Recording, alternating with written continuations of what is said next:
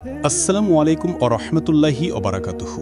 প্রিয় তাকদির Islamic TV শ্রোতা ও বন্ধুরা, আশা করি আল্লাহর অশেষ রহমত ও মেহেরবানিতে আপনারা সকলেই ভালো আছেন। তাকদির ইসলামিক টিভির পরিবেশনায় আজকের গল্প আমৃত্যু ভালোবাসি তোকে, আর আমি আছি আপনাদের সাথে মোহাম্মদ আলী।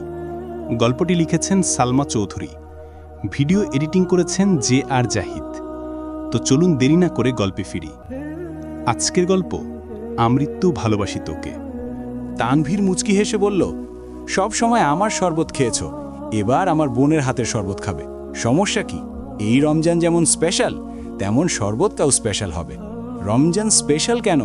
বারে, কত বছর পর ভাইয়ার সাথে রমজান পালন করছি, তাছাড়া আমাদের ফুপ্পিকে পেয়েছি, স্পেশাল হবে না? হ্যাঁ, অবশ্যই। ব্যস্ততার মধ্যেই রমজান কাটছে সবার। ঈদের ছুটির জন্য বেশিরভাগ কাজ আগে ভাগে শেষ করে রাখছে। সময় করে ইকবাল খান সিলেট আর মোজাম্মেল খান কিছুদিনের জন্য রাজশাহী গেছেন। আলী আহমদ খান আর আবির মিলেই অফিস সামলাচ্ছে। আলী আহমদ খান ইফতারের আগে আগে বাসায় চলে গেলেও আবির প্রতিদিন ফিরতে পারে না। আব্বুর অফিসের কাজ শেষ করে নিজের অফিসে যাওয়ার আগে মাঝে মাঝে রাস্তাতেই মাগরিবের আজান পড়ে যায়, মাঝে মাঝে রাকিবদের সাথে ইফতার করে। কিন্তু প্রতিদিনই মেঘ কল দেয়। কল দিয়ে প্রথম প্রশ্নটাই থাকে, ইফতার করেছেন? কি কি খেয়েছেন? দ্বিতীয় প্রশ্ন, বাসায় কখন আসবেন? প্রতিদিনই মেঘের একই রুটিন। আবির বাসায় ফেরার সময় অনুসারে মেঘও নিজের কাজ শেষ করে। আবির ইফতার করে বের হলে ফিরতে ফিরতে প্রায় 1-2টা বেজে যায়, আর ইফতার বাহিরে করলে তারাবির নামাজ শেষে বাসায় চলে আসে। মেঘও সেই অনুযায়ী নামাজ শেষ করে পাঞ্জাবি ডিজাইন করতে থাকে। আবির ফিরলে একসঙ্গে খাওয়া দাওয়া করে। রাত ছাড়া এখন আবিরকে দেখা যায় না বললেই চলে, তাই রাতটায় আবিরকে দেখার উত্তম সময়। যেদিন আবির বেশি রাত করে বাসায় ফেরে সেদিন সেহরিতে আবির মেঘকে আগে কল দেয়। অন্য দিনগুলোতে মেঘ আবিরকে কল দিয়ে ঘুম ভাঙিয়ে দেয়, পাশাপাশি রুমে থেকেও সামনাসামনি কারো মুখে কোনো কথা নেই।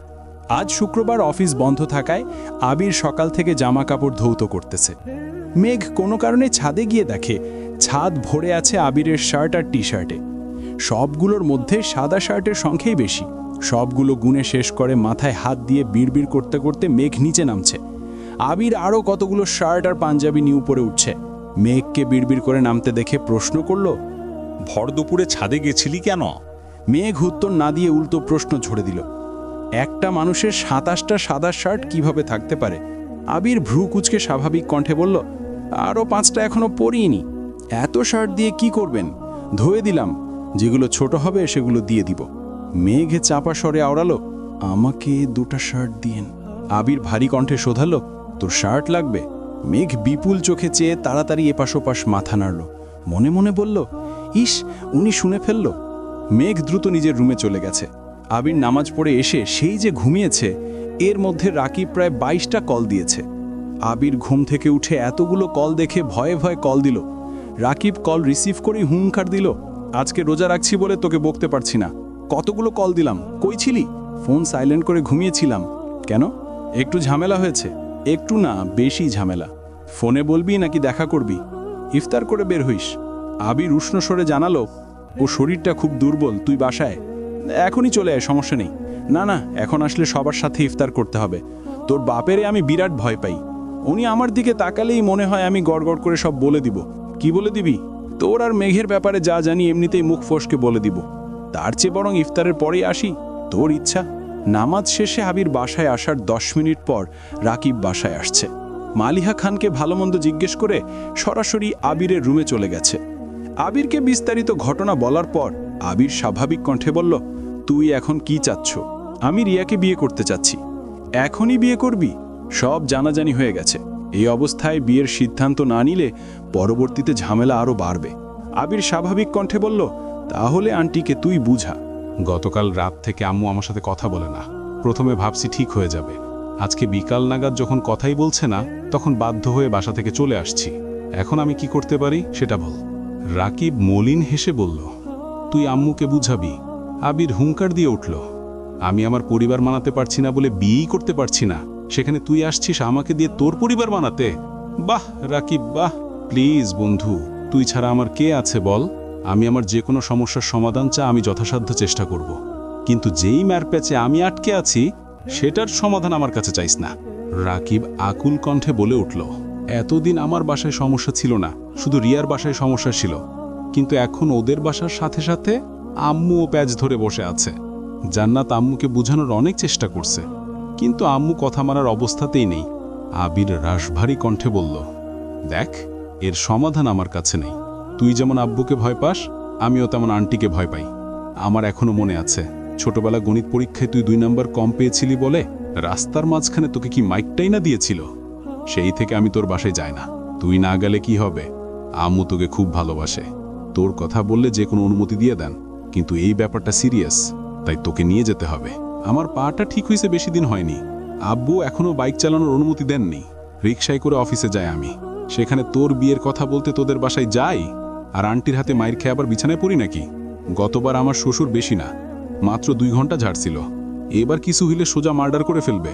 তুই কি চাস না আমি বিয়ে করি, 2-1টা পরি আমাদের সংসারে আসুক, তোকে চাচ্চু বলে ডাকুক, আর আমায় আব্বু? রাকিব গুরু গম্ভীর কণ্ঠে বলল, একটা প্রবাদ বাক্য আছে, ওইব পোলা ডাকবো বাপ, তে যাইব মনে পাপ। তোর অবস্থা হইছে এরকম। আবির ঠোঁট বেঁকিয়ে হেসে বলল, আমার পোলা লাগতো না, একটা মেয়ে হলেই হবে, যাকে ঘিরে আমাদের ছোটখাটো একটা সংসার হবে। রাকিবে রাগান্বিত কণ্ঠে বলল, আর কত কল্পনায় ভাসবি, এবার বাস্তবে আয়, বাস্তবে এসে আমাকে বাঁচা। আমি পারবো না, দুঃখিত। মেঘ দরজার থেকে উঁচু স্বরে বলল, আসবো? আবির ঠোঁটে হাসি রেখে বলল, হ্যাঁ আসেন। মেঘ মুলায়েম কণ্ঠে বলল, বড় আম্মু আপনাদের জন্য খাবার পাঠিয়েছেন। রাকিব ঘাড় ফিরিয়ে তাকিয়ে জিজ্ঞেস করল, কেমন আছো আপু? আলহামদুলিল্লাহ ভালো। আপনি কেমন আছেন ভাইয়া? আমি ভালো নেই, আমার অবস্থা খুব খারাপ। কেন ভাইয়া, কি হয়েছে? তোমার আবির ভাইকে একটু বলো আমাকে সাহায্য করতে, ও ছাড়া আমি কাউকে ভরসা করতে পারবো না। তুমি একবার বলো মেঘ। মেঘ ভ্রু কুচকে সরু নেত্রে চেয়ে আছে। আচমকা প্রশ্ন করল, কি বলবো? আবির গম্ভীর কণ্ঠে বলল, কিছু না, তুই রুমে যা। না মেঘ, তুমি যাবে না, তুমি আবিরকে একবার বলো, তারপর চলে যাও। মেঘ আবারও প্রশ্ন করল, বলবো কি আমি? তুমি বলো আমাকে যেন আবির সাহায্য করে। আবির কিছুক্ষণ তাকিয়ে মসৃণ কণ্ঠে বলল, রাকিব ভাইয়া কিসের সাহায্য চাচ্ছেন? করে ফেলুন সাহায্য। ঠিক আছে, তুই যা এখন। রাকিব পুনরায় বলে উঠল, আপু তুমি জিজ্ঞেস করো আবির সাহায্য করবে কি না, হ্যাঁ অথবা না। আবির চেঁচিয়ে উঠে বলল, হ্যাঁ হ্যাঁ করব সাহায্য, হইছে? রাকিব সুস্থির নিঃশ্বাস ছেড়ে হাসি মুখে বলল, এই না হলে আমার বেস্ট ফ্রেন্ড। আবির অগ্নিদৃষ্টিতে রাকিবের দিকে তাকিয়ে আছে। মেঘ চলে যেতে নিয়ে পুনরায় প্রশ্ন করল, আচ্ছা কি হয়েছে? রাকিব স্বাভাবিকভাবে জিজ্ঞেস করল, তুমি রিয়াকে চিনো? আপনার গার্লফ্রেন্ড রিয়া আপু? রাকিব আবিরের দিকে তাকিয়ে বলল, বাহ আবির। পুনরায় মেঘকে বলল, হ্যাঁ, আমাদের বাসায় সবাই রিয়ার ব্যাপারে মোটামুটি জানতো। রিয়া 2-1 বার আমাদের বাসায়ও আসছে, সবার সাথে আলাপও হয়েছে। রিয়া শারীরিকভাবে একটু অসুস্থ, এটা আমার বাসায় কেউ জানতো না।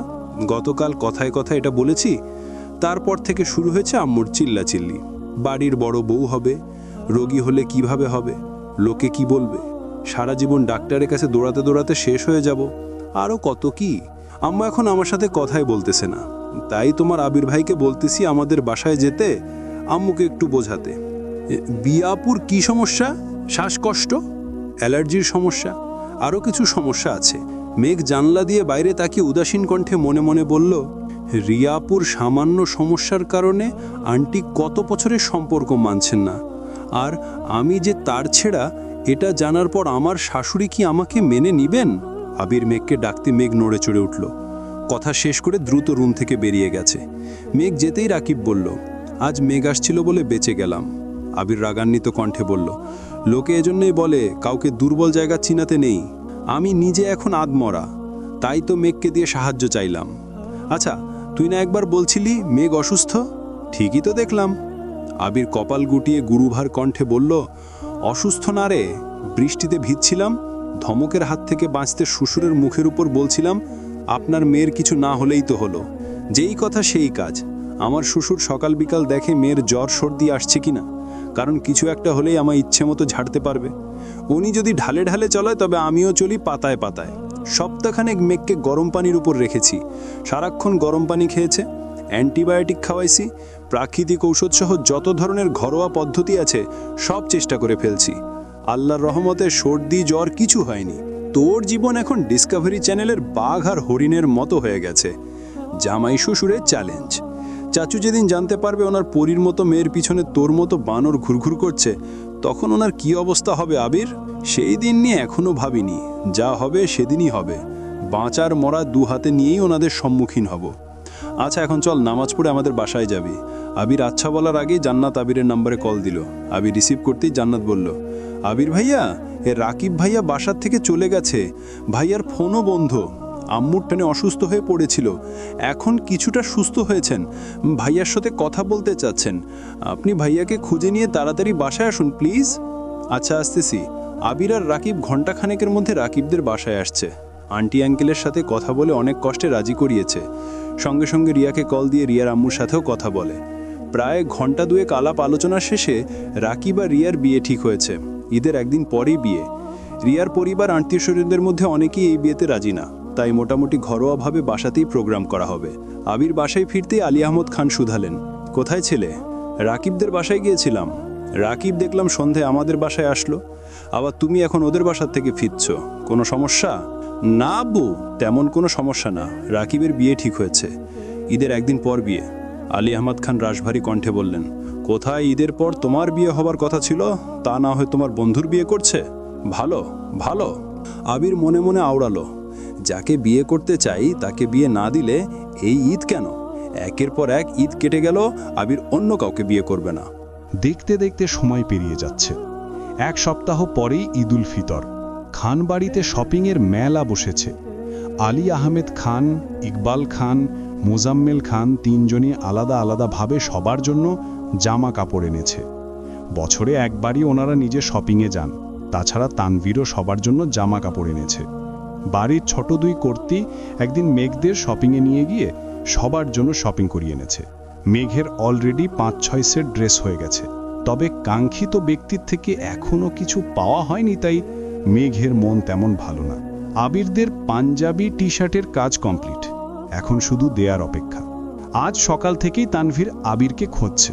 আবির রাকিবের বিয়ের শপিং করতে বেরিয়েছে। আবির দুপুরের দিকে বাসায় আসতেই তানভীর ছুটে গেল। আবির নির্বিকার ভঙ্গিতে জিজ্ঞেস করল, কি হয়েছে তোর? তানভীর অনিচ্ছ হেসে বলল, ওর জন্য একটা ড্রেস কিনেছি, কিভাবে দিব বুঝতে পারছি না, হেল্প করো। আমার হেল্প করতে হয় কেন? সামনে যেতে না চাইলে নিজের বুদ্ধি কাজে লাগা। মানে তোর বোনকে যেভাবে গিফট পাঠিয়েছিলি সেভাবে পাঠা, ও যদি না পড়ে? এত চিন্তা করলে অকালে চুল পেকে যাবে। তোর কাজ গিফট দেওয়া, অ্যাকসেপ্ট করবে কিনা সেটা তার বিষয়। ঠিক আছে। তানভীর বন্যার ঠিকানা দিয়ে ড্রেস কুরিয়ারে পাঠিয়ে দিয়েছে। কুরিয়ার থেকে বক্স নিয়ে বন্যা রুমে গেল। সন্দেহ নিয়ে বক্স খুলতেই বিশাল গর্জিয়াস এক ড্রেস বেরোলো। ড্রেসের ওজনই বলে দিচ্ছে ড্রেসটা অনেক দামি। বন্যার সঙ্গে সঙ্গে মেঘকে কল দিয়ে সব ঘটনা খুলে বলল। মেঘ অচতুর কণ্ঠে বলল, গিফট কে পাঠালো সেটা বড় বিষয় না, গিফট পেয়েছিস এটা নিয়েই খুশি থাক। এত দামি ড্রেস কি করব আমি? কেউ হয়তো ভুলে পাঠাইছে। আরে বোকা, ঠিকানা তোর বাসার, ফোন নাম্বার তোর, মানে কেউ ইচ্ছে করেই তোকে পাঠিয়েছে। আমি এই ড্রেস পরব না, যেভাবে আছে সেভাবেই রেখে দেব। তুই ড্রেস না পরলে মজাটা করব কিভাবে? কিসের মজা? তুই ড্রেসটা পরে ছবি তুলে একটা ছবি ফেসবুকে পোস্ট করবি, তারপর দেখব পরিচিত মানুষের বাহিরে কে তোর ছবিতে রিয়্যাক্ট দেয়। সেখান থেকে খুঁজে নিব মনে মনে কে তোকে পছন্দ করে, আর কোন বড়লোক বাপের ছেলে এত দামি ড্রেস তোর জন্য পাঠায়। আমি পারবো না, চুপ, আমি যা বলছি তাই হবে। এই ব্যাপার আমি আর কোনো কথা শুনবো না, মানবো না। কিরে, তোর আবার কি হলো? না, দেখছিলাম আবির ভাইয়ের স্টাইলে কথা বললে কেমন লাগে। রাখি এখন, টাটা। আচ্ছা, টাটা। আগামীকাল ঈদ। মেঘ এখনো অপেক্ষায় আছে আবির তাকে একটা ড্রেস গিফট করছে, আর সেটা মেঘ ঈদের দিন সকালে পরবে, অথচ আবিরকে এখনও ড্রেস দিচ্ছে না। এদিকে দুপুর থেকে হালিমা খান মেঘদের পার্লারে যেতে বলছেন। মেহেদি দেওয়ার জন্য বুকিং দিয়ে রেখেছে আরও 1 মাস আগে, কিন্তু মেঘের পার্লার যাওয়াতে মনোযোগ নেই। এক ফাঁকে মেঘ ছুটে গেল আবিরের রুমে। আবিরকে ডেকে বলল, আবির ভাই, আপনি আমায় মেহেদি দিয়ে দিবেন না? কেন? মেহেদি আর্টিস্ট কোথায়? আর্টিস্টের কাছে দিব না, আপনি রাতে দিয়ে দেবেন। আমি পারবো না, মিমকে নিয়ে তাড়াতাড়ি মেহেদি দিতে যা, ইফতারের আগে আগে চলে আসিস। মেঘ কাঁদো কাঁদো কণ্ঠে বলল, মাইশাপুর বিয়েতে আপনি কত সুন্দর করে মেহেদি দিয়ে দিয়েছিলেন, আজকে একটু দিয়ে দেন না প্লিজ। আবির রাগান্বিত কণ্ঠে বলল, মেঘ উল্টোপাল্টা বাইনা ধরবি না, যা বলছি তা শোন। মেঘ মন খারাপ করে নিজের রুমে চলে গেছে। মেহেদি দিবে না বলার পরও বাড়ির সবাই জোর করে পার্লারে পাঠিয়েছে। সন্ধ্যার দিকে বাসায় ফিরেই দেখল তার বিছানার উপর একটা শপিং ব্যাগ। শপিংয়ে দুটো ড্রেস, একটা হলুদ রঙের আর একটা গাঢ় নীল রঙের। দুটো ড্রেসই খুব সুন্দর, তবে মেঘের নীল ড্রেসটা বেশি পছন্দ হয়েছে। মেঘ ড্রেস দেখতে দেখতে আজান পড়ে গেছে। মেঘ দ্রুত ইফতার করতে চলে গেছে।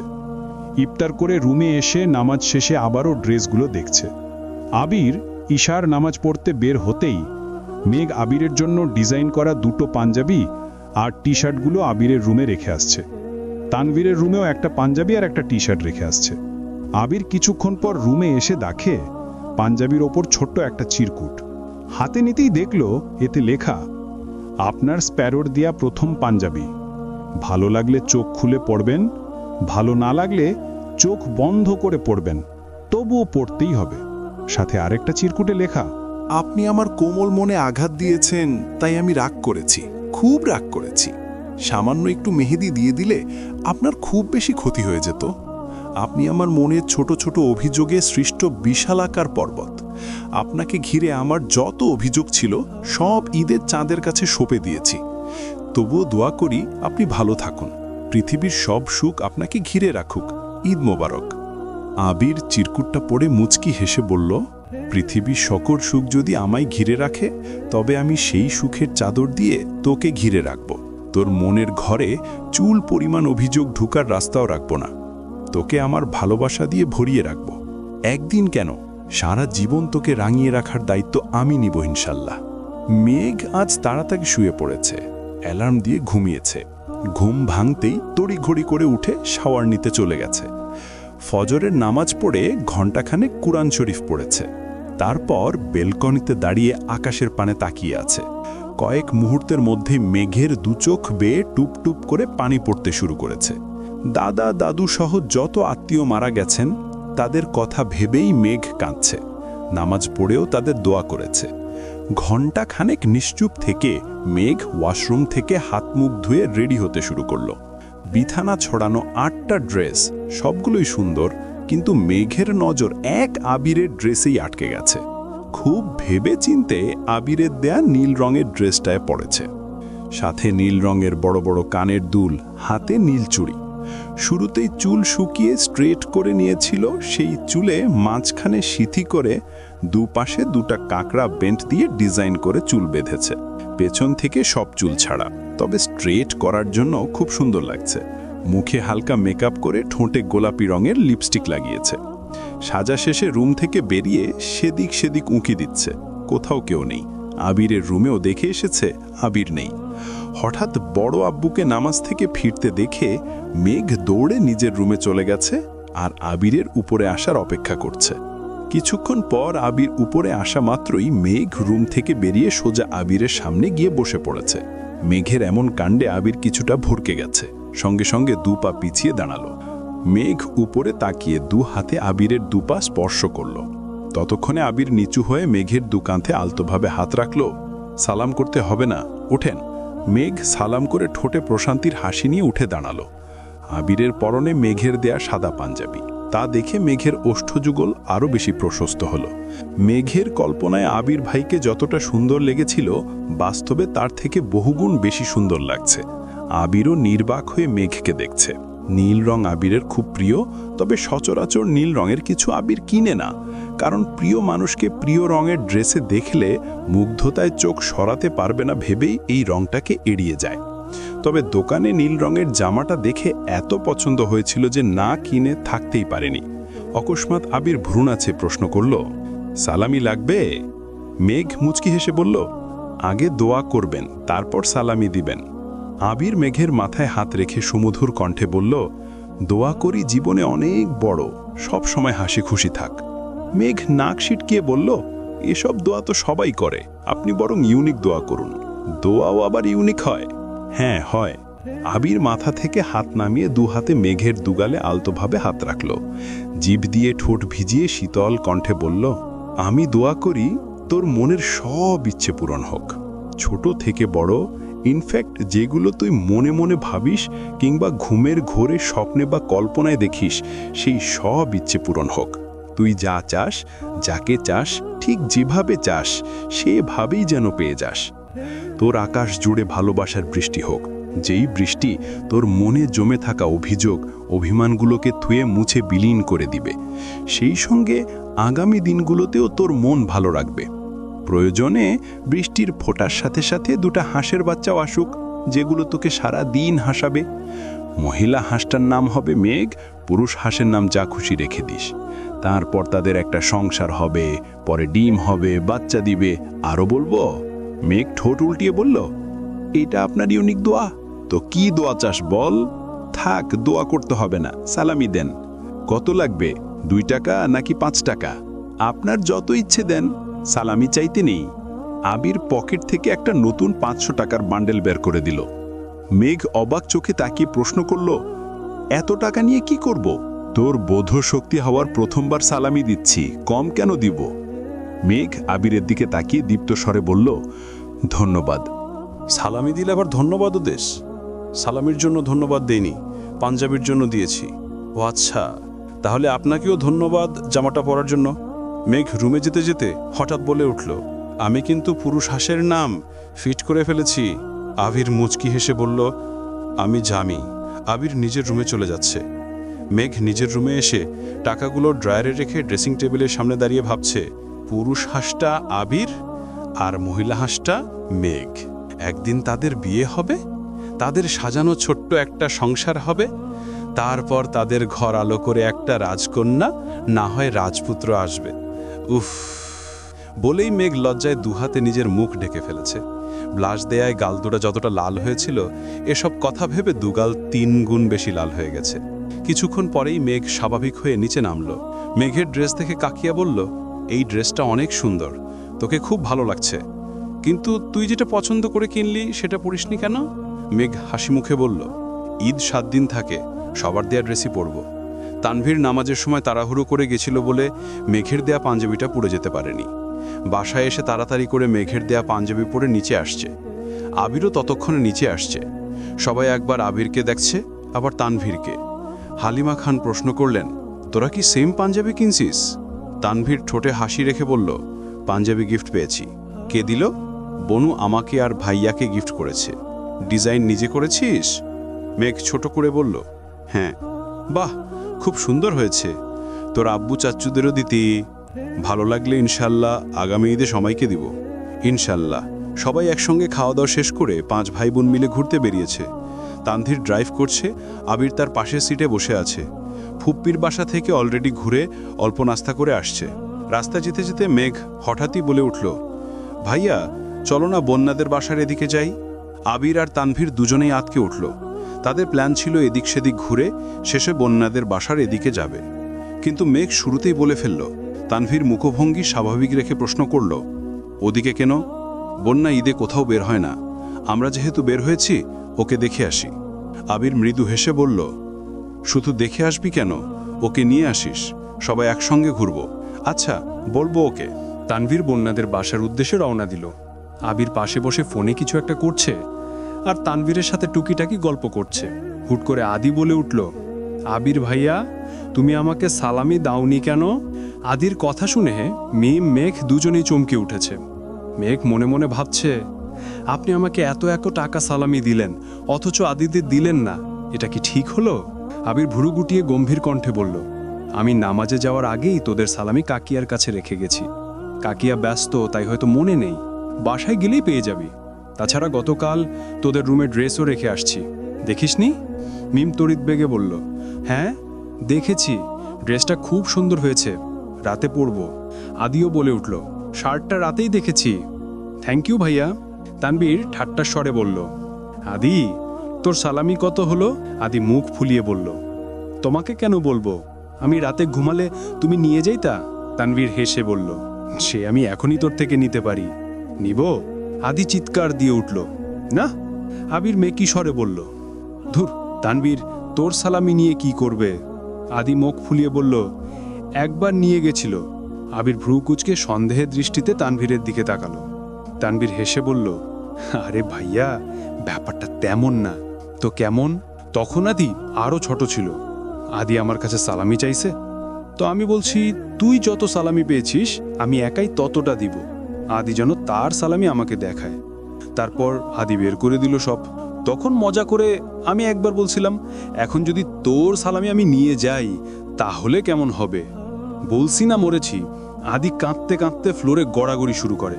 আমার পকেটে যত টাকা ছিল আমি সব দিয়ে দিয়েছি, তবুও আদির কান্না থামে না। আব্বু, বড় আম্মু ইচ্ছে মতো আমাকে ঝাড়ছে, তবুও আদিকে থামাতে পারেনি। প্রায় 30-40 মিনিট মাটিতে গড়াগড়ি করছে। আমি সেদিনই মনে মনে কানে ধরছি, আর যাই করি সালামি নিয়ে কোনো মজা করব না। এরপর থেকে ঈদের দিন গোসল করে রেডি হওয়ার আগেই ওদের সালামি দিয়ে দেয়। হাতে যত থাকে ততই দেয়। ভালোবাসার দেখাতে যায় না। তানবীরের কথা শুনে সবাই হাসছে। ততক্ষণে বন্যাদের বাসার কাছে চলে আসছে। মেঘ গাড়ি থেকে নেমে বলল, আমি যাই, তোমরা গাড়িতেই বসো। মিম পেছন থেকে ডেকে বলল, আপু আমি তোমার সাথে আসি। মেঘ আস্তে করে বলল, আয়। আদিও বলে উঠল, আমিও আসি। আবির আবার গম্ভীর কণ্ঠে ধমক দিল, কি শুরু করছিস? মিম, আদি তোরা কেউ যাবি না। মেঘ তুই যা। মেঘ ভেতরে চলে গেছে। মিম আর আদি গাড়িতেই বসে আছে। বন্যাদের বাসায় কলিং বেল চাপতেই বন্যার ছোট ভাই এসে দরজা খুলে দিল। মেঘকে দেখে উত্তেজিত কণ্ঠে বলল, ঈদ মুবারক আপু, সালামি দিবা না? মেঘ হাসি মুখে একটা 500 টাকার নোট বের করে দিল। আবিরের দেয়া বান্ডিল যেভাবে দিয়েছিল মেঘ সেটাকে সেভাবেই গুছিয়ে রেখে দিয়েছে। হাতে যা কিছু টাকা ছিল সেখান থেকে মিম আর আদিকে সালামি দিয়েছে। মেঘ বন্যার আব্বু আম্মুকে সালাম করে দ্রুত বন্যার রুমে চলে গেল। বন্যা একা একা সেলফি তুলছে। পরনে বন্যার আব্বুর বেয়ে একটা 3 পিস। বিছানার উপর তানবীরের দেয়া দামি ড্রেসটা পরে আছে। বন্যা মেঘকে দেখে এগিয়ে এসে বলল, ঈদ মোবারক বেবি, তুই আমাদের বাসায়? একা আসছিস? মেঘ মুখ বেঁকিয়ে গম্ভীর কণ্ঠে বলল, ঈদ মোবারক। ঈদের দিন আমাকে একা বের হতে দিবে? তোর মনে হয়? আবির ভাই, ভাইয়া, মিম, আদি সবাই আসছে। ওরা নিচে গাড়িতে। ওনাদের ভেতরে নিয়ে আসিসনি কেন? চল ওনাদের ডেকে নিয়ে আসি। ওনাদের আসতে হবে না, তুই রেডি হ, তোকে নিয়ে ঘুরতে যাব। আমি তোর ভাইদের সাথে কোথাও যাব না। সরি। মেঘ রাগী ভাব নিয়ে বলল, কেন? আমার ভাইরা কি বাঘ নাকি ভাল্লুক যে তোকে খেয়ে ফেলবে? চল, আর ওই ড্রেসটা পরে যাবি। আমি তোকে সুন্দর করে ছবি তুলে দিব, তারপর যা বলছিলাম তাই করব। বন্যা কপাল গুটিয়ে বলল, ড্রেসের মালিককে খোঁজার আমার কোনো ইচ্ছে নেই। ড্রেস এমনিই পরে থাকুক। এখন নিচে চল, ওনাদের ডেকে নিয়ে আসি।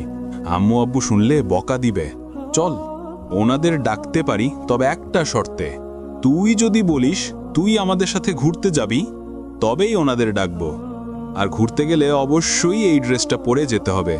আমি এই ড্রেস পরতে পারবো না। তাহলে আমিও চলে যাচ্ছি। যাওয়ার সময় কাঁদতে কাঁদতে আঙ্কেল আন্টিকে বিচার দিয়ে যাব যে তুই আমার সাথে খুব বাজে আচরণ করেছিস আর তোদের বাসায় আসতে নিষেধ করেছিস। বন্যা মেঘের হাত ধরে আটকে দিল। গম্ভীর কণ্ঠে বলল, এই ঢঙ্গি মেয়ে, আমি তোকে কখন কি বললাম? মেঘ ধাত কেলিয়ে হেসে বলল, তুই বলিসনি, তবে আমি ঠিকই বলবো। আমি ভাইয়াদের বলে তোদের বাসা পর্যন্ত নিয়ে আসলাম, আর তুই আমাদের সাথে যেতে রাজি হচ্ছিস না? তুই এত নিষ্ঠুর বন্যা।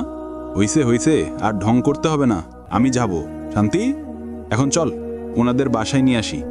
মেঘ হাসি মুখে বলল, তোকে যেতে হবে না, তুই ওই ড্রেসটা পরে তাড়াতাড়ি রেডি হ, আমি নিয়ে আসছি ওনাদের।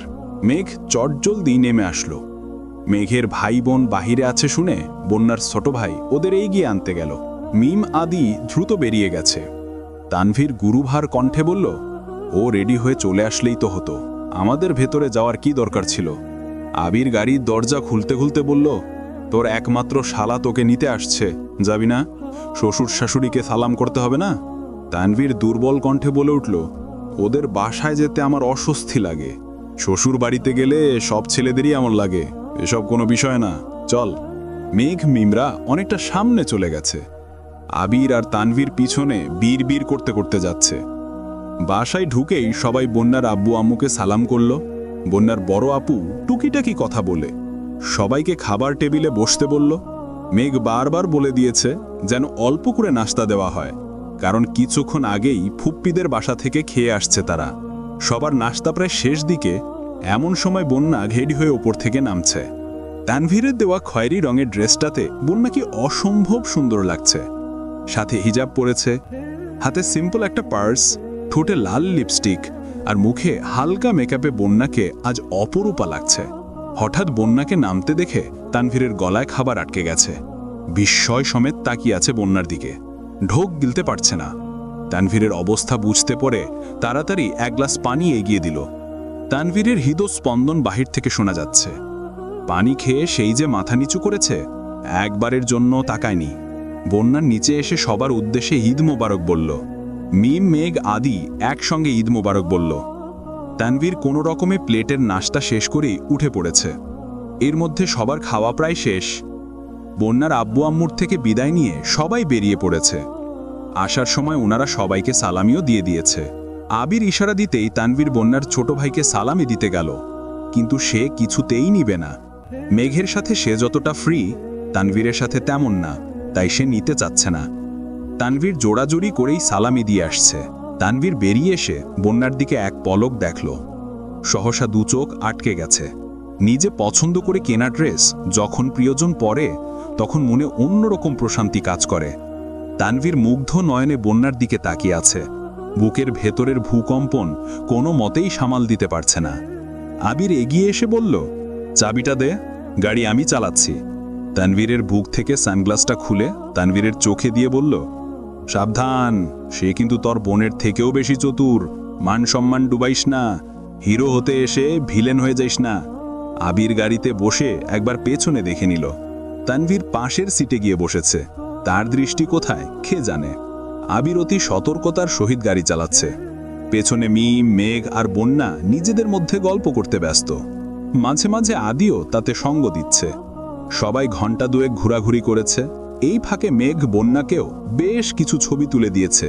ঘোরাঘুরি শেষে বন্যাদের বাসায় যাওয়ার সময় মেঘ বন্যার ছবি দেখে একটা ছবি সিলেক্ট করে দিল ফেসবুকে পোস্ট করার জন্য। বন্যা আর মেঘ আস্তে ধীরে কথা বললেও আবির সেই কথা শুনে ফেলেছে। আবির সহসা ব্রেক কষল। পিছন ফিরে মেঘ আর বন্যার দিকে এক পলক দেখে গম্ভীর কণ্ঠে বলল, ফেসবুকে ছবি দেওয়ার অভ্যেস ত্যাগ করো। আজকের পর ফেসবুকে যেন কারো ছবি না দেখি। আবিরের কথা শুনে মেঘ ঠোঁট উল্লিয়ে কাঁদো কাঁদো মুখ করে তাকালো। আবির দেখেও না দেখার মতো করে সামনে তাকিয়ে আবারও গাড়ি স্টার্ট দিল। মেঘ আড় চোখে আবিরকে দেখছে। আবির মিনহাজকে ব্লক দেওয়ার পর মেঘের ফেসবুক আইডি থেকে মেঘের সব ছবি ডিলিট করে ফেলেছে। মেঘ বিষয়টা তখনই খেয়াল করেছে, বন্যাকেও জানিয়েছে। আবির জেলাসি দেখে সেদিন মেঘ অনমনে অনেকক্ষণ হেসে হচ্ছে। তবে আজকে শুধু মেঘকে বলেনি, আবির বন্যাকে সহ ওয়ার্ন করেছে। আবির মেন রোডে গাড়ি থামিয়ে তানভীরকে বলল, তানভীর, বন্যাকে এগিয়ে দিয়ে আয় তো। বন্যা সঙ্গে সঙ্গে বলল, আমাকে এগিয়ে দিতে হবে না, আমি যেতে পারবো। আবির রাশবাড়ি কণ্ঠে বলল, জানি, কিন্তু যেহেতু তুমি আমাদের সাথে বেরিয়েছ, তাই আমাদের উচিত তোমাকে বাসা পর্যন্ত পৌঁছে দেয়া। তানভীর, যা। বন্যার কথা বাড়ালো না, সবার থেকে বিদায় নিয়ে নেমে গেল। গলির রাস্তায় তানভীর আর বন্যা হাঁটছে। তানভীর শান্ত স্বরে বলল, ঈদ মোবারক। ঈদ মোবারক। কারো মুখে কোনো কথা নেই। বাসার কাছাকাছি আসতেই তানভীর পকেট থেকে টাকা বের করে বন্যার দিকে এগিয়ে বলল, এটা তোমার সালামি, নাও। আমার সালামি লাগবে না ভাইয়া। ভাইয়া ডাক শুনেই তানভীর কপাল গুটিয়ে সূক্ষ্ম নেত্রে তাকিয়ে শক্ত কণ্ঠে বলল, ভাইয়া ডাকছো আর সালামি নেবে না? মেঘ মিমো আমার এত সুন্দর করে ডাকে না। কিছু বলার আগেই তানভীর আবার জিজ্ঞেস করল, নিবে কি না? বন্যা চুপচাপ সালামি নিয়ে তানভীরের দিকে তাকিয়ে মৃদুস্বরে বলল, সালামি নিলে সালামও করতে হয়? আপনাকে সালাম করি? বন্যা একটু নিচু হতেই তানভীর এক লাফে কয়েক হাত পিছিয়ে গেল। তৎক্ষণাৎ রাগী স্বরে বলল, একদম না। তানভীরের এমন কাণ্ডে বন্যা ভেবাচাকা খেল। খানিক বাদে বন্যা হাসতে হাসতে এক পা এগোতেই তানভীর গাড়ির দিকে ছুটল। বন্যা দাঁড়িয়ে থেকে একা একাই কিছুক্ষণ হেসে হচ্ছে, তারপর বাসার দিকে চলে গেছে। তানভীরকে দৌড়ে আসতে দেখে আবির গম্ভীর কণ্ঠে জিজ্ঞেস করল, কি হয়েছে তোর? কিছু না।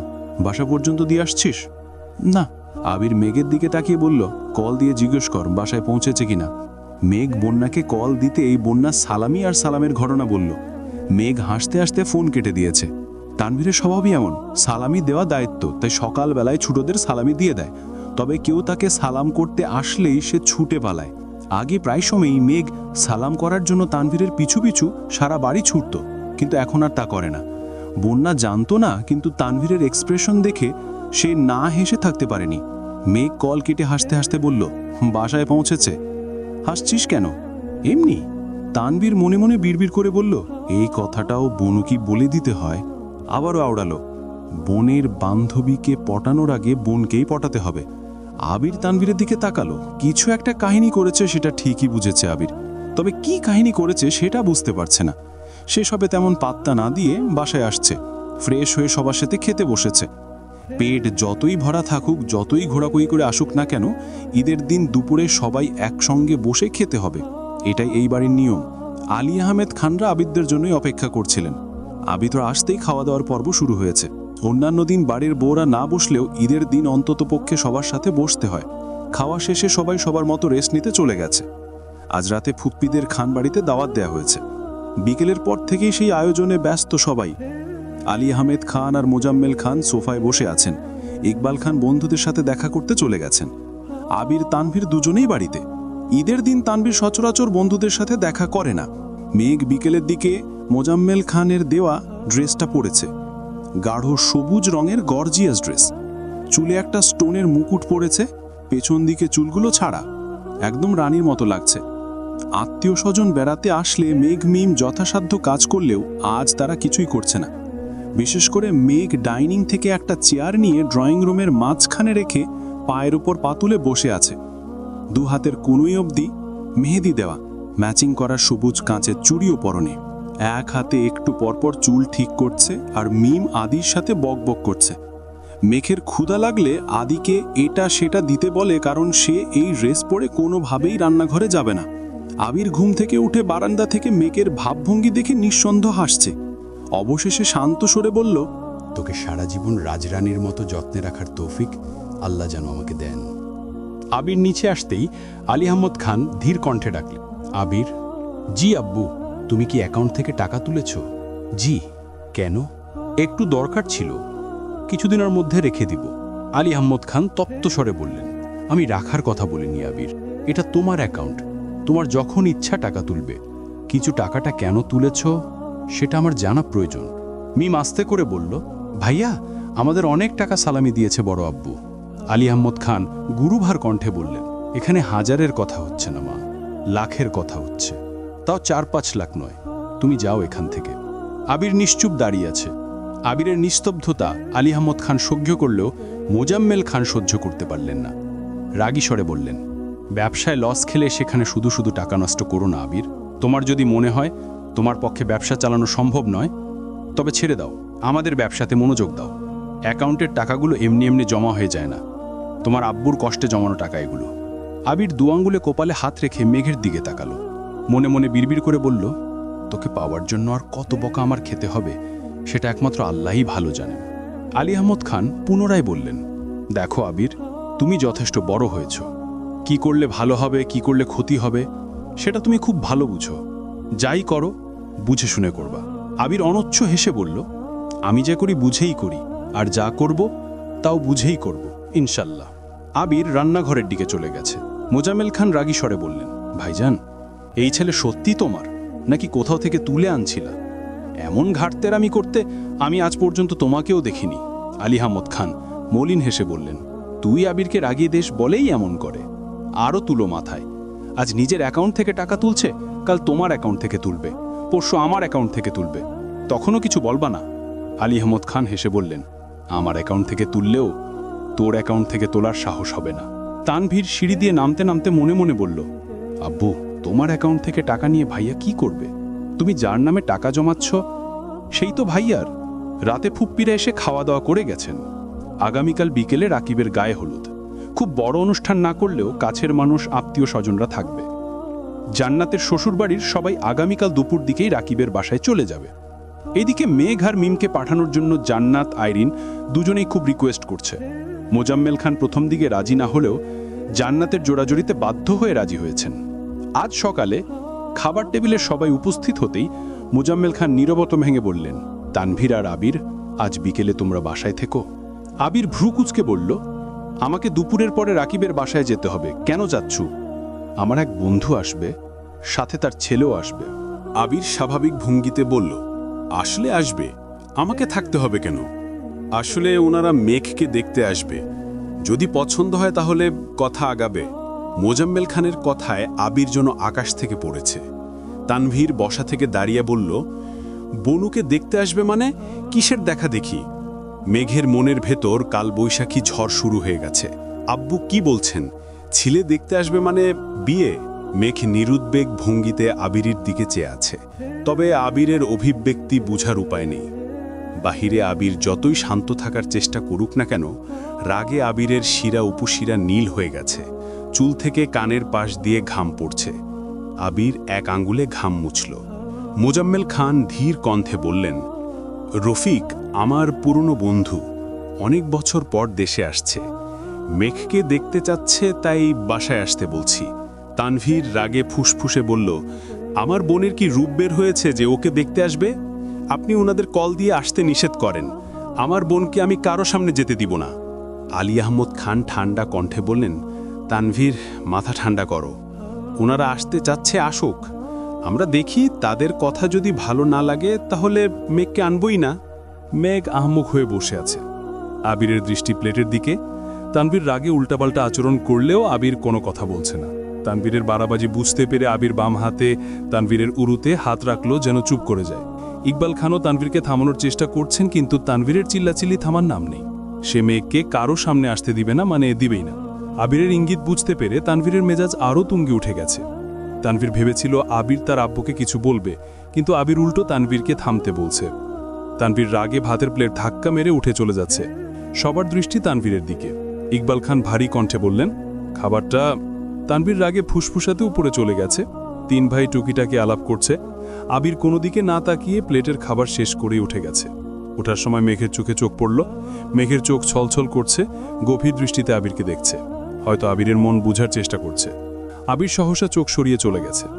টানা 2-3 ঘন্টা তানভীরকে ডাকার পরও তানভীর দরজা খুলছে না। এদিকে মেঘ রুমে শুয়ে শুয়ে কান্না করছে। মিম মেঘের পাশে বসে মেঘকে বোঝানোর চেষ্টা করছে। আবির ছাদে দাঁড়িয়ে আছে। দুপুরের দিকে তানভীর রুম থেকে বেরিয়ে ফোঁস করে সোজা ছাদে গেল। তানভীরকে দেখে দেখেই আবির নিঃশব্দে হেসে এগিয়ে আসলো। আবিরের হাসি দেখে তানভীর রাগে কটকট করে বলল, তুমি আমার বোনকে বিয়ে করবা নাকি করবা না? আবির তানভীরকে আলতোভাবে জড়িয়ে ধরে পিঠে আস্তে করে চাপড় মেরে বলল, এত মাথা গরম করলে কিভাবে হবে ভাই? তুই তো জানিস তোর বোনকে ছাড়া আমি চোখে ঝাপসা দেখি। আব্বু এসব কি শুরু করেছে? তুমি কিছু বলনি কেন? তোর বাপের চোখে আমি বহু বছরের জেলখাটা আসামি। আমি যাই বলতে যাব উনি তার উল্টো মিনিং বের করবেন। তার থেকে চুপ থাকাই শ্রেয়। তার মানে বিকেলে তারা বনুকে দেখতে আসবে। আবি ঠোঁট বেঁকিয়ে হেসে বলল, বাসায় কে আসলো কে গেল তাতে আমার মাথা ব্যথা নেই, তবে আমার সম্পত্তির দিকে নজর দিতে গেলে আগে আমার সাথে তাকে বসতে হবে। তানভীর কুঁচকে তাকিয়েছে। আবির পকেট থেকে ফোন বের করে তানভীরকে একটা ছবি দেখালো। তানভীর ছবি দেখে মুচকি হেসে বলল, সাব্বাস, তুমি আমার বোনের যোগ্য পাত্র। আবির মেকি স্বরে বলল, তোর বোনকে বলিস যেন সাজুগুজু করে থাকে। কার জন্য? আমার জন্য। তানভীর ভ্রু কুচকে বলল, ঠিক আছে, এখন ফ্রেশ হয়ে তাড়াতাড়ি নিচে আসো, নাটক দেখতে হবে। তুই যা, আমি আসছি। আবির আর তানভীর আজ সারাদিন বাসায়। তানভীর সোফায় বসে ফোনে গেম খেলছে।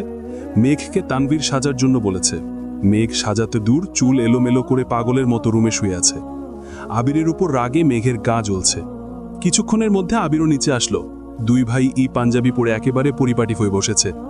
তানভীরে দেখা দেখি আবিরও ফোনে গেম খেলায় মনোযোগ দিল। মোজাম্মেল খান রুম থেকে বের হতেই তানভীর জিজ্ঞেস করল, আপনার মেহমান কখন আসবে? আমরা কতক্ষণ যাবত অপেক্ষা করছি? মোজাম্মেল খান চোখ শুরু করে দুজনকে দেখল। হালিমা খানের দিকে তাকিয়ে চোখের ইশারায় কিছু জানতে চাইল, কিন্তু উনিও ঠিক বুঝতে পারছেন না কিছু। ইকবাল খান এসে আবিরের পাশে বসলেন। এর মধ্যে আলী আহমদ খান রেডি হয়ে রুম থেকে বেরিয়ে জিজ্ঞেস করলেন, ওনারা এখনো আসলো না? সবাই টেনশন করছে। এদিকে আবির আর তানভীরের মনোযোগ ফোনে।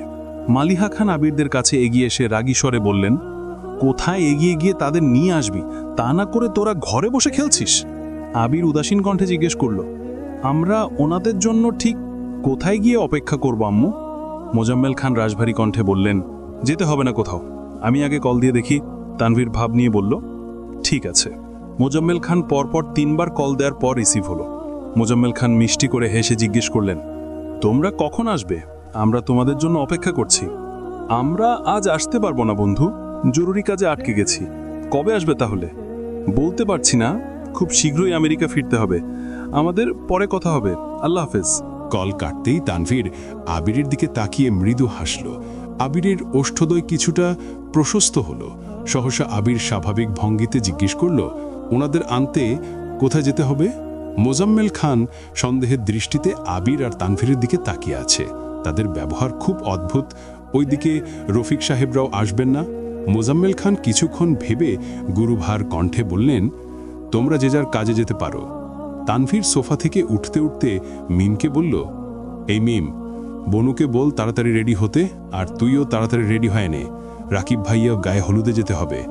আলী আহমেদ খান আস্তে করে বললেন, রাতে থাকার দরকার নেই, প্রোগ্রাম শেষ হলে বাসায় চলে এসো। আচ্ছা।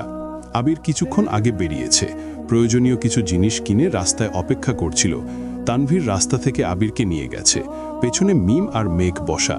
মেঘ চোখ বন্ধ করে বসে আছে। আব্বুর প্রতি যত টানা রাগ উঠেছিল তার থেকে কয়েক গুণ বেশি রাগ আবিরের ওপর। মেঘ নিজেকে নিজে প্রশ্ন করল, আবির ভাই কি সত্যি আমাকে ভালোবাসেন? রাকিবের বাসায় আসতেই রাকিব সূক্ষ্ম নেত্রে আবিরের দিকে তাকিয়ে আছে। আবির ভ্রু নাচাতেই গুরুতর কণ্ঠে রাকিব বলল, আমার কালকে বিয়ে, এটা কি তোর মাথায় ছিল? থাকবে না কেন? জেনে শুনে এত বড় রিস্কে আমার পাঠিয়ে দিলি যে? আমার কখনো কোনো কাজে ভয় লাগেনি, অথচ আজ ভয় লাগছে। রিয়াটার কথা খুব মনে পড়ছিল। আমার কিছু হলে মেয়েটা বিয়ে ছাড়াই বিধবা হয়ে যেত। আবির মুচকি হেসে বলল, এত সহজে তোর কিছু হতে দিব না আমি। চিন্তা করিস না, আগে চাচু হবি তারপর। এমন সময় মেঘ আসছে। মেঘকে দেখে রাকিব আবিরকে প্রশ্ন করল, তারপর কি? মরে যাইস? বাহ আবির বাহ। দেখেছ মেঘ, তোমার আবির ভাই আমাকে মরে যেতে বলছে। মেঘ রাশভারী কণ্ঠে বলল, উনি তো চান আমরা সবাই মরে যাই, তাহলেই উনি মুক্তি পেয়ে যাবেন। মেঘের মুখে এমন কথা শুনে আবির ভ্রু যুগল নাকের গোড়ায় টেনে নিল। মেঘের মনের এক আকাশ অভিমান, যা তার কথাতেই ফুটে উঠছে। রাকিবও স্তব্ধ হয়ে গেছে। এর মধ্যে জান্নাত এসে বলল, মেঘ চলো, তোমাকে শাড়ি পরিয়ে দেই। না আপু, শাড়ি পরার মতো মন মানসিকতা আমার নেই। কেন, কি হয়েছে? মেঘ ঢোক গিলে আকুল কণ্ঠে বলল, হয়তো খুব শীঘ্রই আমার বিয়ের দাওয়াত পাবে। জান্নাত ভ্রু কুচকে চেয়ে আছে। মেঘ চোখ মুছে মিমের পাশের সোফায় গিয়ে বসল। রাকিব জান্নাতকে ইশারা দিতেই জান্নাত ভেতরে চলে গেছে। আবির সোফার কাছে গিয়ে গম্ভীর কণ্ঠে বলল, মিম তুই ভেতরে যা। মিম সঙ্গে সঙ্গে উঠে গেছে। আবির মেঘের পাশে বসে মোলায়েম কণ্ঠে বলল, কি লয়েছে তোর? এত অভিমান করেছিস কেন? মেঘের চোখ দিয়ে টুপ টুপ করে পানি পড়ছে। মেঘ দু হাতে বারবার চোখ মুছছে। আবির আবারও জিজ্ঞেস করল, কথা বলবি না? মেঘ কেঁদে কেঁদে বলল, মেয়েদের আপন বলতে কেউ থাকে না। যদি কখনো কাউকে আপন মনে হয়, তবে তার সঙ্গী না হয় কথা বলবো। মেঘ কাঁদতে কাঁদতে বলল, মেয়েদের আপন বলতে কেউ থাকে না। যদি কখনো কাউকে আপন মনে হয়, তবে তার সঙ্গেই না হয় কথা বলবো। আবির দুর্বুদ্ধ দৃষ্টিতে মেঘের ক্রন্দনরত ধৃষ্টতায় চেয়ে আছে। মেঘের নিরন্তর কান্নায় আবিরের হৃদয় ভেঙে চুরে তছনছ হয়ে যাচ্ছে। তবু নিজেকে নিয়ন্ত্রণ করে শান্তস্বরে বলল, নিষ্করুণী পৃথিবীতে হয়তো কেউ আছে যে তোকে তার পৃথিবী মনে করে। তোর সামীপ্যে তার মন অনুরঞ্জিত হয়। খুঁজে দেখিস, তোর আশেপাশে এমন কেউ আছে যে তোর কণ্ঠস্বর শোনার জন্য প্রতিনিয়ত ছটফট করে। চিৎকার করে বললেই কেউ কারো আপন হতে পারে না। মেঘ কাঁদছে আর বিড়বিড় করে বলছে, সেই কেউটা কি সারা জীবন কেউ হয়েই থাকবে? আবির মৃদু হেসে বলল, হয়তো না, সময় হলে ঠিকই আপন করে নিবে। মেঘ আর চোখে আবিরকে দেখে তাচ্ছিল্যের স্বরে বলল, হ্যাঁ, তবে আমাকে নয়, হয়তো আমার লাশটাকে। আবির তেজস্পূর্ণ কণ্ঠে চিৎকার করল, একটা থাপ্পড় মারব তোকে। কথাটা বলতে বলতে হাত উপরে তুলল আবির। ক্রুদ্ধ আক্ষিতে চাইল মেঘের অভিমুখে। ক্রোধে আবিরের নাকের ডগা ফুলে উঠেছে। মেঘ কিছুটা সরে গিয়ে তাকালো আবিরের দিকে। ভয়ে হাত পা ঠান্ডা হয়ে যাচ্ছে। আবির সঙ্গে সঙ্গে হাত নামিয়ে নিল। মেঘ ভ্রুকুচকে ভেজা কণ্ঠে বলল, থামলেন কেন? এখন থাপ্পড় দিলে অনুভব করতে পারবো, লাশ হয়ে গেলে তো আর পারবো না, দেন। আবির আবারও চিৎকার করল, মেঘ! আবির উঠে পাশে থাকা একটা কাঠের চেয়ারে শরীরের সর্বশক্তি দিয়ে লাথি মেরে রুম থেকে বেরিয়ে গেছে। মেঘ কিছুক্ষণ সে পথে নিশ্চুপ চেয়ে রইল। তারপর সোফার উপর দুই পা তুলে হাঁটুতে মুখ লুকিয়ে বসে আছে। মেঘ এখানে আসতে চাইছিল না, কিন্তু তানভীর জোর করে নিয়ে আসছে। এখানে আসার পর থেকে তানভীর, আসিফ আর আরিফ আড্ডায় মগ্ন হয়ে আছে। 10 মিনিটও হয়নি আবির এক গ্লাস শরবত নিয়ে আসছে। মেঘের মাথায় হাত রাখতেই মেঘ আতকে উঠে পাকালো। আবির পাশে বসে শান্তস্বরে বলল, শরবতটা খান। মেঘ শক্ত কণ্ঠে বলতে চাইল, খাবো না। কিন্তু আবিরের আগ্নেয়গিরির লাভার ন্যায় লাল বর্ণের দু চোখে চোখ পড়তেই ভয় আর কিছু বলল না। শরবতের গ্লাস নিয়ে ঢকঢক করে গ্লাস ভর্তি শরবত শেষ করে ফেলল। আবির ধীর হস্তে মেঘের দু চোখ মুছে ঠান্ডা কণ্ঠে বলল, গায়ে হলুদের প্রোগ্রামে এসে এভাবে কাঁদলে মানুষ উল্টাপাল্টা ভাববে। এখন শান্ত হ, কিছুক্ষণ রেস্ট নে, পরে বাসায় গিয়ে আবার কাঁদিস। মেঘ আকুল কণ্ঠে শুধালো, আমি কাঁদলে আপনার বুঝি খুব ভালো লাগে? তোর চোখে পানি দেখলে কলিজা ফেটে যায় আমার। আবির এক পলক মেঘের দিকে তাকিয়ে উঠে চলে যাচ্ছে। মেঘ মলিন কণ্ঠে জিজ্ঞেস করল, কিছু বললেন না? আবির কোনো উত্তর না দিয়ে বেরিয়ে গেছে। আবিরের এমন আচরণে মেঘের বড্ড অভিমান হলো। আবির বেরিয়ে যেতেই জান্নাত, আইরিন, মিম একে একে ডেকে গেছে, কিন্তু মেঘকে এক চুলও নাড়াতে পারেনি। আবির বাসা থেকে বেরিয়ে কোথায় যেন চলে গেছে। রাকিব ফোনের পর ফোন দিচ্ছে। আগামীকাল রাকিবের বিয়ে, কোথায় একটু আনন্দ করবে, কিন্তু বন্ধুর জন্য তারও উপায় নেই। 1 ঘন্টা পেরিয়ে যাচ্ছে, আবির ফোন ধরছে না, বাসায়ও ফিরছে না। রাকিব, আসিফ, আরিফ একের পর এক কল দিয়েই যাচ্ছে, কারোর কলই রিসিভ করছে না আবির। মেঘ চুপচাপ বসে বসে সবার কর্মকাণ্ড দেখছে। মনের ভেতরে ভয় হচ্ছে ঠিকই, কিন্তু সে কল দিবে না বলে জেদ ধরে বসে আছে। প্রায় 1.5 ঘন্টা পর আবির বৃষ্টিতে অর্ধেক ভিজে বাসায় আসছে। আবিরকে দেখেই রাকিব হুঙ্কার দিয়ে উঠল, কোথায় গেছিলি তুই? তোর গেস্টের সাথে দেখা করতে। ফোন ধরে বলা যাইতো না, তোর যন্ত্রণায় কি বিয়েটাও করতে পারবো না? আবির মলিন হেসে বলল, সরি। রাকিব এবার গলার স্বর নিচু করে জিজ্ঞেস করল, কি হয়েছে আবির? আরে কিছু হয়নি। আবির রুমে ঢুকতেই মেঘের দিকে এক পলক তাকালো। আবিরকে রুমে ঢুকতে দেখেই মেঘ পা নামিয়ে স্বাভাবিকভাবে বসেছে। আবির একটা চেয়ার টেনে একপাশে বসে পড়েছে। আইরিন তাড়াতাড়ি করে একটা টাওয়েল নিয়ে আসছে। আবিরের অর্ধেক শরীর ভেজা। আইরিন স্বাভাবিক স্বরে বলল, নাও মাথাটা মোছো, আমি আসিফ ভাইয়ের একটা শার্ট নিয়ে আসি। আবির গম্ভীর কণ্ঠে বলল, টাওয়েল, শার্ট কিছুই লাগবে না আমার। আইরিন ভ্রু কুচকে ভারী কণ্ঠে বলল, এমনিতেই ভিজে আসছো, আমার মাথাও মুছতেছ না, পরে কিন্তু সর্দি লেগে যাবে। আবির ভাবুক স্বরে বলল, তারপর কি নিউমোনিয়া আক্রান্ত হয়ে মরে যাব? আইরিন কপট রাগ দেখিয়ে বলল, নাও মাথা মুছো।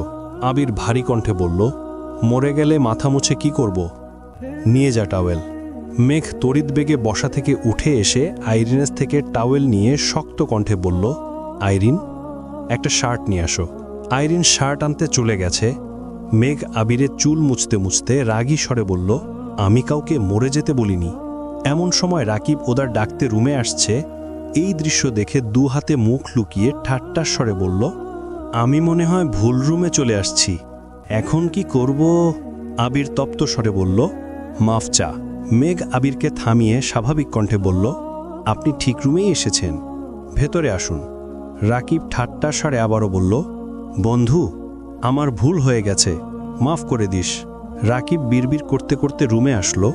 যেই জীবনে এমন যত্ন পেলাম না, সেই জীবনের প্রতি ধিক্কার জানায়। মেঘ টাওয়েল সরিয়ে আবারও সোফায় গিয়ে বসল। এই রুমে কোনো মানুষজন নেই। গায়ে হলুদের মঞ্চ ভেতরের দিকে একটা বড় রুমে করা হয়েছে। আত্মীয় স্বজন এমনকি তানভীররাও মঞ্চের কাছেই আড্ডা দিচ্ছে। মেঘের ভালো লাগছিল না বলে এই রুমে এসে বসেছিল। মেঘের জন্য আবিরও এই রুমেই এসে বসেছে। রাকিব মঞ্চে যায়, আবার একটু পর পর আবির মেঘকে নিতে আসে। আইরিন আসিফের একটা শার্ট মেঘকে দিয়ে চলে গেছে। মেঘ শার্ট এগিয়ে দিয়ে স্বাভাবিক কণ্ঠে বলল, এটা পরে আসুন। শার্ট পরে কি হবে? মরে গেলে তো লাশই হয়ে যাব। আবির এবার অগ্নি দৃষ্টিতে তাকালো। মেঘের ইচ্ছে করছিল আবিরের মুখ চেপে ধরতে, কিন্তু পারল না। রাকিব রুম থেকে বেরিয়ে যেতে যেতে রাগী স্বরে বলল, 5 মিনিটের মধ্যে তোদের নাটক শেষ করে যদি ভিতরে না আসিস, তাহলে তোদের দুটোকে মেরে আমি কাল জেলে চলে যাব। মেঘ মৃদু হেসে বলল, তাহলে রিয়া আপু কি করবে? কি আর করবে? জেলখানার বাহিরে বসে কাঁদবে। তোমরা তো আর কোনো উপায় রাখতেছ না। আবির গম্ভীর কণ্ঠে বলল, মুখটা বন্ধ করে যা, আমরা আসতেছি। আবির পাঞ্জাবি খুলে সেকেন্ডের মধ্যে শার্ট পরে ফেলেছে। মেঘ আবিরের ভেজা পাঞ্জাবি হাতে নিয়ে কপাল গুটিয়ে প্রশ্ন করল, আপনি কোথায় গেছিলেন আর এত ভিজলেন কিভাবে? আবির সরু নেত্রে তাকিয়ে মৃদু হেসে বলল, তোর না হওয়া শ্বশুর আর তার ছেলেটাকে দেখতে গেছিলাম। আবির রুম থেকে বেরিয়ে যাচ্ছে। মেঘ নিঃসন্দেহে হেসে প্রশ্ন করল, পছন্দ হয়েছে? আবির ঘাড় ঘুরিয়ে চাপা স্বরে বলল, খুব। মেঘ মিটিমিটি হাসছে। এতক্ষণ যাবৎ মনের কোণে জমে থাকা অভিমানগুলো মুহূর্তেই গায়েব হয়ে গেছে। বিকেলে মেঘমান না আসার কারণটা মেঘ এখন খুব ভালোভাবেই বুঝতে পেরেছে। চোখ মুখ মুছে ঠোঁটে প্রশান্তির হাসি নিয়ে মঞ্চে গেল। মিম মেঘকে দেখেই জিজ্ঞেস করল, মন ভালো হয়েছে তোমার? এখন কিভাবে ভালো হলো? মেঘ মিমের কানের কাছে বিড়বিড় করে বলল, আমাকে আজ যাদের দেখতে আসার কথা ছিল আবির তাদের। আতঙ্কিত কণ্ঠে শুধালো, কি করেছে? মেঘ মেকি স্বরে বলল, তেমন কিছু না, তুই বুঝবি না। মেঘকে হাসি খুশি দেখে সবাই স্বস্তির নিঃশ্বাস ফেলছে। ফুপ্পি আগেও কয়েকবার মেঘের কাছে যেতে চেয়েছিল, কিন্তু জান্নাত যেতে দেয়নি, কারণ ফুপ্পি মেঘকে বুঝাতে গেলে দেখা যাবে দুজনেই কেঁদে একাকার অবস্থা করে ফেলবে। ছেলের শ্বশুরবাড়িতে এসে শাশুড়ি কাঁদছে, বিষয়টা আত্মীয়রা ভালো চোখে নিবে না, তাই জান্নাত ওনাকে মেঘের কাছে যেতে দেননি। প্রায় ৩-৪ ঘন্টা গায়ে হলুদের প্রোগ্রাম চলেছে। বাহিরে ঝুম বৃষ্টি হচ্ছে, সাথে বজ্রপাত। আলী আহমেদ খান আবিরকে কল দিলেন। আবির রিসিভ করে বলল, হ্যাঁ আব্বু বলো, কি করছো? এখন খাবো, খেয়েই বের হব। আলী আহমেদ খান ঠান্ডা কণ্ঠে বললেন, যদি থাকার সমস্যা না থাকে তাহলে আজ রাতটা ওখানেই থাকো। দিনের অবস্থা খুবই খারাপ, কখন কোন অঘটন ঘটে বলা যায় না। আজ আসার দরকার নেই। আচ্ছা ঠিক আছে। আবির সবাইকে জানিয়ে দিয়েছে। গভীর রাতে সবাই একসঙ্গে খেতে বসেছে। মেঘের প্রচণ্ড মাথা ব্যথা করছে। সারাদিন যাবৎ কাঁদতে কাঁদতে এখন মাথা ব্যথায় চোখ মেলতে পারছে না, খেতেও ইচ্ছে করছে না। আবিরের জোড়াজড়িতে কোনো রকমে অল্প খাবার খেয়ে ওষুধ খেয়ে ঘুমিয়ে পড়েছে। মেঘ, মিম, আইরিন সবাই এক রুমে শুয়েছে। মাঝরাতে কারো কান্নার শব্দে হঠাৎ করেই মেঘের ঘুম ভেঙে গেছে। একে অপরিচিত জায়গা, আশেপাশে সব অন্ধকার। কান্নার শব্দ ধীরে ধীরে বাড়ছে, মনে হচ্ছে কোনো ছেলে কাঁদছে। মেঘের মনে আতঙ্ক আর কৌতূহল দুটাই বাসা বেঁধেছে। ধীরে ধীরে শোয়া থেকে ফ্লোরে পা রাখতেই কোনো মানুষের পায়ে পা লাগলো, অমনি মেঘ লাফ দিয়ে উঠেছে। তারপর মনে পড়ল রাকিব ভাইয়ার 2-3টা কাজিন রাতে এই রুমে শুয়েছিল। মেঘ ভয়ে ভয়ে রুম থেকে বেরোলো। 2টো রুম পরে একটা রুমে আলো জ্বলছে, সেটা সোফার রুম, আর সেই রুম থেকেই কান্নার শব্দ আসছে। মেঘ বুক ফুলিয়ে শ্বাস ছেড়ে নিজেকে ধাতস্থ করে পা বাড়ালো সেই রুমের উদ্দেশ্য। যত এগিয়ে যাচ্ছে পুরুষালী কণ্ঠের কান্না শব্দ তত বেশি তীব্র হচ্ছে। আশেপাশে 2-1জনের চাপা স্বর ভেসে আসছে। মেঘ রুমের দরজায় দাঁড়াতেই চমকে উঠল। ফুপ্পি সোফায় বসে আছেন। আবির ফ্লোরে হাঁটু গেড়ে বসে ফুপ্পির উড়ুতে মাথা রেখে হাউমাউ করে কাঁদছে। আবিরের একপাশে তানভীর, অন্য পাশে আসিফ ফ্লোরে বসে আবিরকে শান্ত করার চেষ্টা করছে। ফুপ্পি আবিরের মাথায় হাত বুলিয়ে দিচ্ছে, আর আবির অঝরে কাঁদছে। জান্নাত আসিফের পাশে সোফায় বসা। হঠাৎ দরজায় মেঘকে দাঁড়ানো দেখে জান্নাত হিমশীতল কণ্ঠে ডাকল, মেঘ তুমি এখানে। মেঘের দৃষ্টি আবিরের পানে। মেঘের বুকের ভেতরটা ছলাৎ ছলাৎ করছে। আবির ভাইকে এভাবে কাঁদতে দেখে কাদম্বিনীর দম বন্ধ হয়ে আসছে। হৃৎস্পন্দন থেমে গেছে। জান্নাতের মুখে মেঘের নাম শুনে আবির সহ সবাই আটকে উঠল। মেঘ রুমে ঢুকতে ঢুকতে আর্তনাদ করে উঠল, কি হয়েছে ওনার? আবির চোখ মুছে সঙ্গে সঙ্গে রুম থেকে বেরিয়ে গেছে। আবিরের পেছন পেছন তানভীরও বেরিয়েছে। মেঘ আবারও জিজ্ঞেস করল, আবির ভাইয়ার কি হয়েছে ফুপ্পি? উনি কাঁদছিলেন কেন? ফুপ্পিও ভেতরে ভেতরে কাঁদছেন। আসিফ স্বাভাবিক কণ্ঠে বলল, তেমন কিছু হয়নি, এমনি খারাপ লাগছিল। তোমার না মাথা ব্যথা, যাও ঘুমাও গিয়ে। মেঘ একবার ফুপ্পিকে দেখছে, আবার আসিফ ভাইয়াকে দেখছে, আবার জান্নাত আপুকেও দেখছে। আসিফ আবারও বলল, ঘুমাতে যাও মেঘ। জান্নাতের চোখে চোখ পড়তেই সেও ইশারা দিল। মেঘ আবারও এসে রুমে শুয়েছে, কিন্তু কোনোভাবেই ঘুম আসছে না। চোখের সামনে বারবার আবিরের কান্নারত মুখমণ্ডল ভেসে উঠছে। মনের আকাশ অমাবস্যার ন্যায় ঘুটঘুটে অন্ধকার হয়ে গেছে। কোথাও এক বিন্দু আলোর ছিটে ফোটাও নেই। আবির কেন কাঁদছিল, কি হয়েছে কিছুই বুঝতে পারছে না। বুকের ভেতর ভীষণ রকমের যন্ত্রণা হচ্ছে। রুমে অফুরন্ত বাতাস থাকার সত্ত্বেও মেঘ বুক ভরে নিঃশ্বাস নিতে পারছে না। মনে হচ্ছে কিছু একটা গলা চেপে ধরে আছে। এপাশ ওপাশ হাঁসফাঁস করতে করতে মেঘ আবারও ঘুমিয়ে পড়েছে। সকালে নাস্তা করেই আবিররা বাসার উদ্দেশ্যে বেরিয়ে পড়েছে। তানভীর গাড়ি চালাচ্ছে, আবির চোখ বন্ধ করে পাশের সিটে বসে আছে। মেঘ আবিরকে জিজ্ঞেস করার সুযোগ খুঁজছে, কিন্তু কোনোভাবেই পাচ্ছে না। আবির আর তানভীর বাসায় এসে শাওয়ার নিয়ে রেডি হয়ে দুপুরের দিকে আবারও বেরিয়েছে। রুমে শুয়ে বসে কোনোভাবেই মন টিকছে না মেঘের। বন্যাকে কল দিয়ে কিছুক্ষণ কথা বলেছে, তবু মন স্থির হচ্ছে না। মেঘ নিচে আসতেই আলী আহমদ খান জিজ্ঞেস করলেন, তোমরা বিয়েতে যাওনি? মেঘ আস্তে করে বলল, যেতে ইচ্ছে করছিল না। শরীর খারাপ? না। আলী আহমদ খান মেঘকে খানিক দেখে মোলায়েম কণ্ঠে বলল, কি নিয়ে এত দুশ্চিন্তা করো? মেঘ মৃদু হেসে বলল, দুশ্চিন্তা করি না বড় আব্বু। আলী আহমদ খান ধীর কণ্ঠে বলল, আম্মু, 1 কাপ চা করে দিতে পারবে? এখনই নিয়ে আসছি। আমি চিনি কম খাই। মেঘ মলিন হেসে বলল, জানি বড় আব্বু। মেঘ কিছুক্ষণের মধ্যেই 1 কাপ চা নিয়ে আসছে। আলী আহমদ খান এক চুমুক চা খেয়ে হেসে বললেন, মাশাআল্লাহ, চা খুব ভালো হয়েছে। মেঘ মাথা নিচু করে বিড়বিড় করে বলল, চা ভালো না লাগলে সত্যি কথা বলতে পারেন, আমি কিছু মনে করব না, বসো।